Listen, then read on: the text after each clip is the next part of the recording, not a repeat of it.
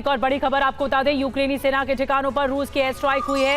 FAB और ओडीएबी बम से रूस का भीषण अटैक हुआ है। रूसी बमबारी में यूक्रेन के दर्जनों सैनिकों की मौत हो गई।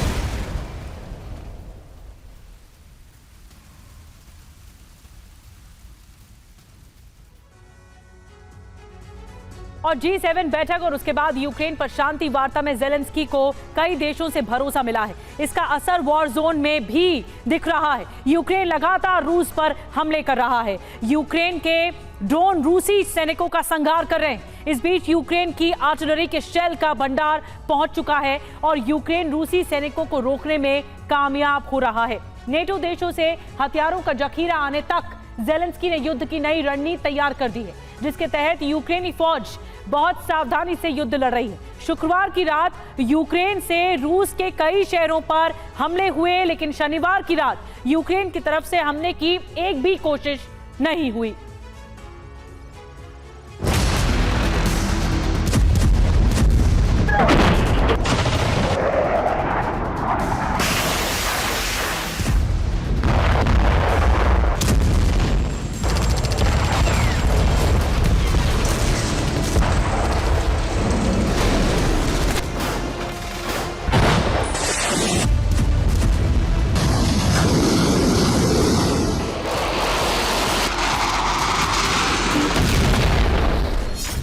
अचानक जमीन से आग की लपटें निकलने लगी। पता चला यहां से जमीन के भीतर एक गैस पाइपलाइन गुजर रही है। बेहद सुरक्षित तरीके से तैयार पाइपलाइन में आग कैसे लगी, ये एक रहस्य है।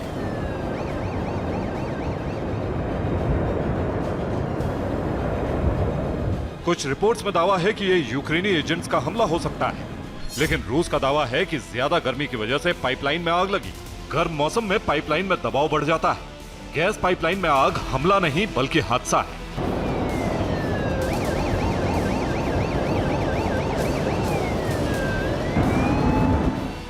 स्थानीय लोगों का दावा है कि एक नहीं बल्कि 2 जगहों पर धमाके हुए।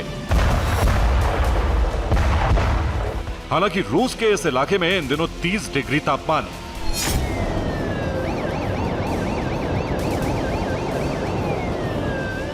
लेकिन अहम है कि यह पाइपलाइन रूस से यूक्रेन के रास्ते मध्य और पश्चिमी यूरोप तक प्राकृतिक गैस पहुंचाने के लिए बनाए गए नेटवर्क से जुड़ी।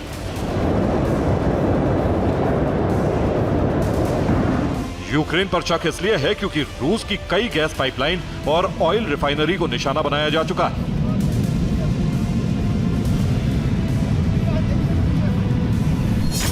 यूक्रेन ने हमले की जिम्मेदारी नहीं ली है, लेकिन एक दिन पहले 87 ड्रोन से हमला करने वाले यूक्रेन के तेवर में कोई बदलाव देखने को नहीं मिला है।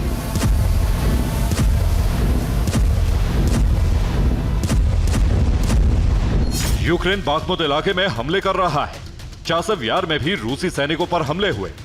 वोवचेंस्क में रूस के 400 सैनिकों की मौत हुई। डोनेस्क में 2 रूसी सेना के कई हथियार तबाह कर दिए गए।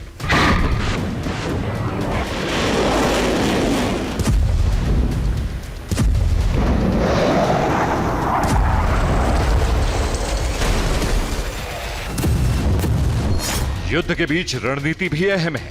एक रिपोर्ट में दावा किया गया है कि G7 और पीस समिट में ज़ेलेंस्की को जो भरोसा मिला है, उसके बाद यूक्रेन की युद्ध नीति में थोड़ा बदलाव नजर आ रहा है।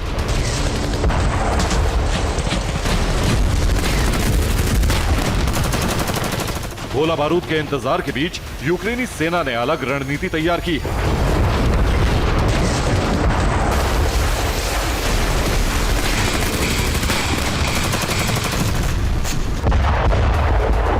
जिसके तहत यूक्रेनी सैनिक बार बार झुक रहे हैं, यानी यूक्रेनी सैनिक कमजोर बन रहे हैं। लेकिन यूक्रेनी सैनिक मोर्चा नहीं छोड़ रहे।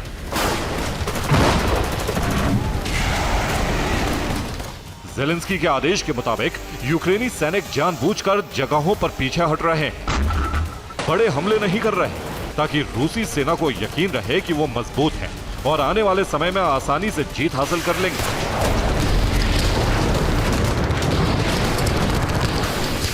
लेकिन यह सब ज़ेलेंस्की की रणनीति है, जिसके तहत रूसी सैनिकों को लंबे वक्त तक उलझाए रखना है। रूसी सैनिकों को उकसाने वाला एक्शन नहीं लेना है। नाटो देशों से हथियार आने तक यूक्रेनी सेना बैकफुट पर रहेगी।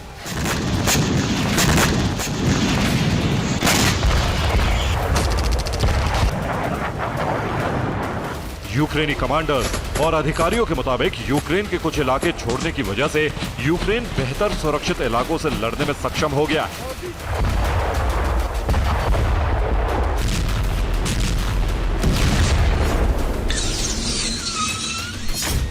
यानी अभी भले ही रूसी फौज कुछ इलाकों में जीत की खुशियां मना रही है, लेकिन आने वाले वक्त में यूक्रेनी सेना वहां बड़ा प्रहार करने की तैयारी में है।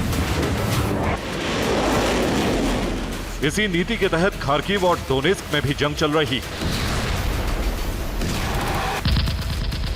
डोनेस्क में रूस लगातार हमले कर रहा है। यूक्रेनी फौज लगातार मुकाबले में बनी हुई है। कुछ इलाकों में रूसी सेना को बढ़त मिली है, लेकिन डोनेस्क में यूक्रेनी डिफेंस लाइन नहीं टूटी है। खार्किव में भी रूसी सेना आगे नहीं बढ़ पा रही है।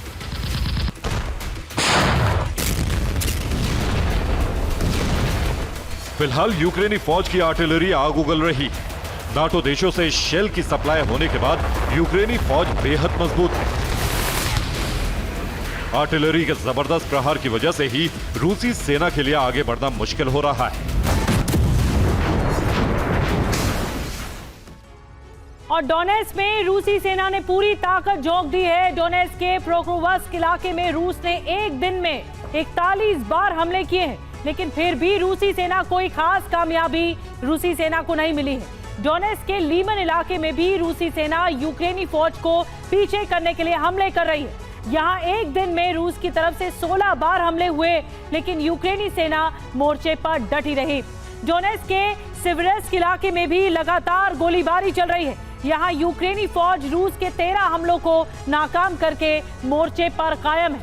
वहीं रूस का खार्किव मिशन भी अधूरा है। वोवचेस में यूक्रेनी फौज ने जो डिफेंस लाइन तैयार की है, उसे भेद पाना बेहद मुश्किल है। यूक्रेन के सैनिक डटकर मुकाबला करने के साथ पलटवार भी कर रहे हैं।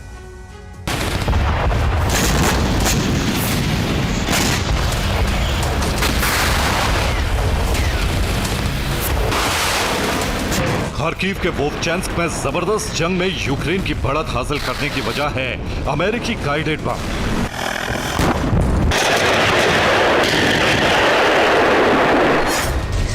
ये वोवचेंस्क का एक कारखाना है। यहां रूस ने कब्जा जमा लिया था और इसमें करीब 400 रूसी सैनिक रह रहे थे।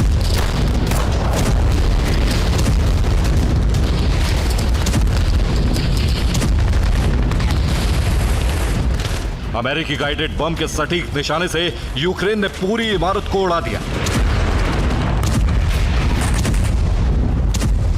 इस हमले में रूस के 400 सैनिकों की मौत हो गई।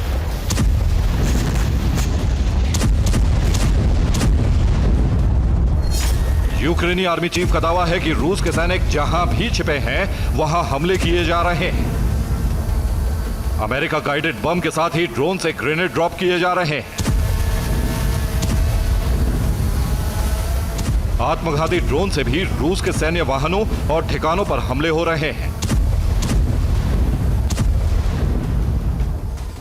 देखिए यूक्रेनी ड्रोन से छिपने के लिए रूसी सैनिक कैसे छिपे हैं। ये रूसी सैनिक यूक्रेनी हमले से बचने के लिए घास और पानी में लेट गए थे, लेकिन यूक्रेन की 47वीं ब्रिगेड के ड्रोन ऑपरेटर्स ने इन्हें भी तलाश लिया। अब दिव्का में भी यूक्रेन के हमलों की शुरुआत हो चुकी है। यहां रूस के टैंक और बख्तरबंद वाहनों पर हमले हो रहे हैं। इस इलाके में यूक्रेन के एंटी टैंक माइन से भी तबाही मच रही है। यूक्रेनी फौज यहां से निकलने से पहले बहुत बड़े इलाके में बारूदी सुरंग लगाकर गई है। यूक्रेन की ड्रोन शक्ति इस वक्त रूस के लिए सबसे अधिक घातक साबित हो रही है। यूक्रेन के ड्रोन ऑपरेटर्स दूर रहकर भी सटीक हमले करने में कामयाब हो रहे हैं। Bureau report, TV9 Bharatvarsh.